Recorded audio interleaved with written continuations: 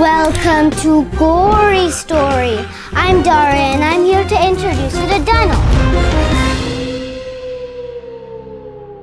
One wet and rainy night in Transylvania, a tiny little brain woke up in a strange and spooky lab.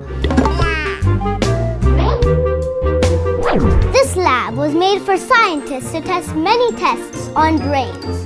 One day, the lab had to shut down and all the brains were transferred, all except one, Donald, one that the scientists had given up on because he never knew where he was and he never knew what day it was. Months went by and Donald was very lonely until a news channel bought the building and along with it, they got Donald.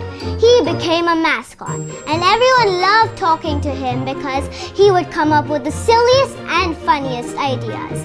They decided he was going to be a news reporter for spooky and strange stories in Spookywood. He was a big hit, and he was a very happy brain, and he never ever thought about where he came from ever again. The end.